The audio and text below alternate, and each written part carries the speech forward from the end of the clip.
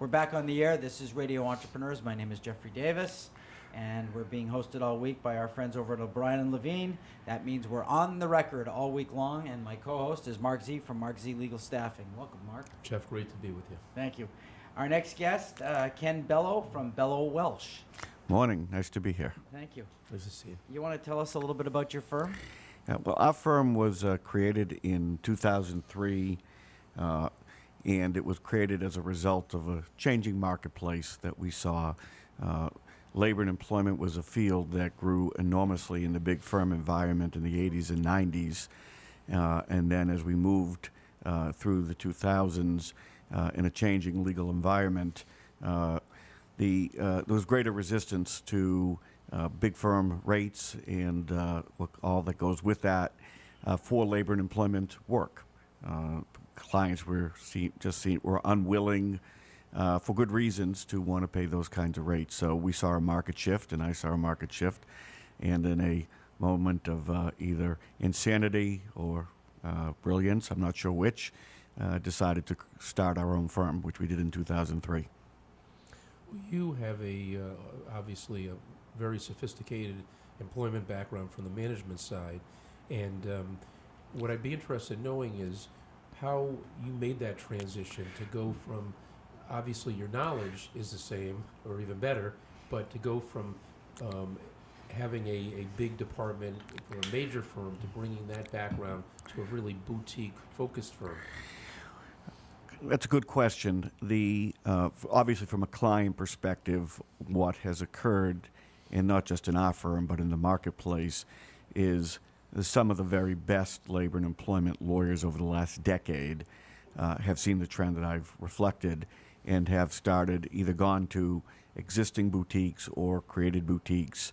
But because we all come from big firm backgrounds, and our firm is comprised of nothing but very successful lawyers from Testa Hurwitz, Ropes and Gray, O'Melveny and Myers, who are all very successful in that environment.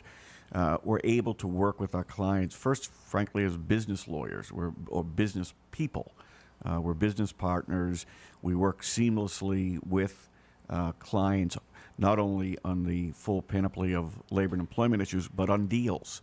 We're often brought in by private equity and other firms to be their employment counsel in deals, which was probably unheard of 10, 15 years ago, but we do that regularly now. So we're able to bring the level of sophistication because of technology. Technology is a game changer. So we're able to bring that sophistication and then our own backgrounds to be good business partners with great clients. You know, you mentioned earlier that, and in the last statement also, you talked a lot about the people around you. Do you have a philosophy about how you recruit? Philosophy may be too strong a word, but we certainly have an approach, right. Which is we've never hired someone right out of law school. If you folks have been reading the press in the last week about the bump to $160,000 starting pay and now the right. client backlash that's occurring, one of the comments I think in the Wall Street Journal was that the clients are literally not going to pay for a first-year associate at $400 to $500 an hour. Right. They have no experience. They don't bring that level of sophistication, and they're not going to do it. As a small firm, our approach has been to attract attorneys who have seen the changing marketplace. They see that if they're going to stay in a large firm environment, it's not going to be perhaps the kind of practice that they hope for going into this. So we try to track people who have been practicing for a few years who can bring some real experience and then jump right into the work.